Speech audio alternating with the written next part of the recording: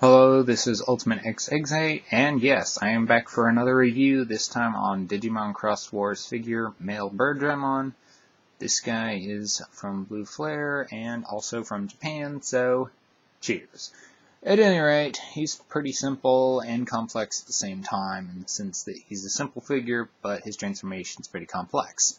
As you can see here, he's got his mouth open, and there's Metalgramon on the bottom, and he combines with Greymon, as you can see right here, into Metalgramon, and apparently he shoots lightning spears out of his mouth, which would be kind of cool if he actually did in real life. Okay, not really. But at any rate, he has a Digimemory, which is Marine Angemon, as you can see right here, and it works with the cross-loader. And Marine Angemon is unique in the fact that it heals the Digimon in your cross-loader, and it heals them up by like 30 damage, which is pretty decent, as most Digimon in the cross-loader have 40 life. So that can pretty much heal your entire army at no cost to you. Here is Shoutamon, Ballistamon, Greymon, and Duralumon, and it's basically like an advertisement. He's up on the box here, looking awesome, and yeah, just trying to look cool. Well, at any rate, I'm going to have to remove the box, as I can't fit this guy in on the camera, as he's pretty big. He actually is bigger than his box, is larger than his box, and hardly fits in his box when he's packaged up. So, we're getting the box out of here. This is Mailbirdramon, and just to emphasize how big he is, I'm going to put Shoutamon next to him. Ta-da! Okay, not really. He's right here. So you can see, huge size difference. This guy is so much bigger than Shoutamon, and is just large in general. He's actually one of the largest Cross Wars toys. And he combines with Greymon, shown right here, and is bigger than Greymon. So, I'm going to get Greymon out of here, as we're running out of camera space. But, at any rate, this guy's pretty simple. His legs do not bend.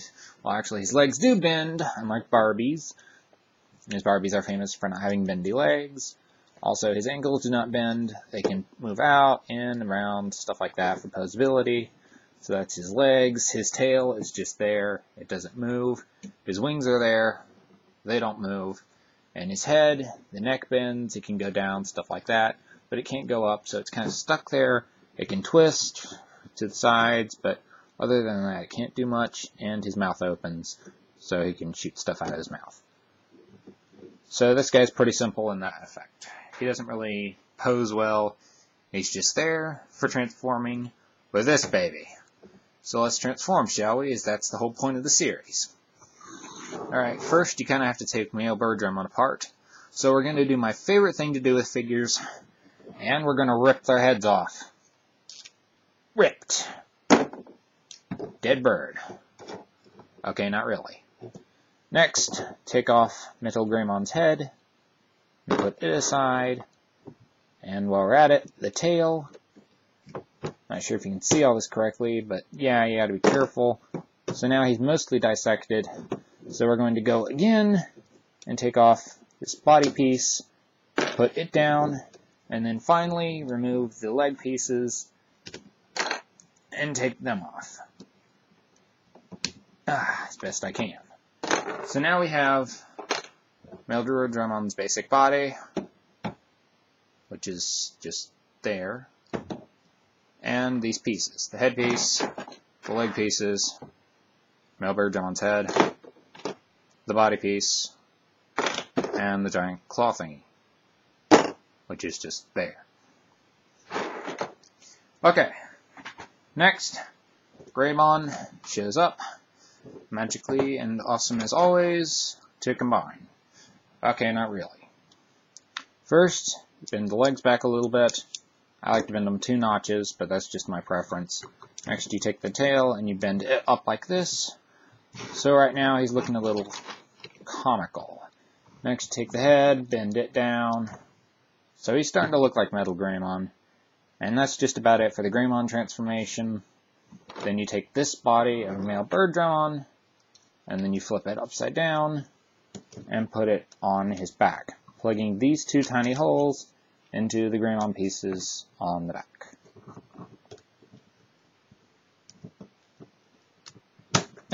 Like that.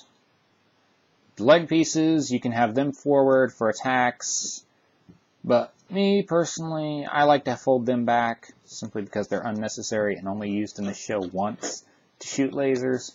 So I like to bend them back here and then just kind of leave them, as they're really kind of awkward. But at any rate, now he's slightly off balance, but he has a giant cannon thing above him and giant wings. So next I'm going to armor his legs, which is kind of simple. All you do is take this thing, take it, and attach to the leg. Easy and simple. And you do it to both legs. That covers up most of his orange stripes. So now he's looking a bit armored. Next, you take Greymon's arms and you split them apart and pull them slightly off of his body, which frees up part of his body, and attach this piece, which is kind of awkward because you're putting it onto his armpits right there, and then you can just fold the arm pieces down like that. So already he's looking kind of amped up and boosted. Next, you go onto his back, and you attach Mailbirdramon's tail right there. It looks kind of awkward, but you put it there. And that's kind of how it works, and the head folds up, stuff like that, open the mouth, and you have a Mailbirdramon cannon.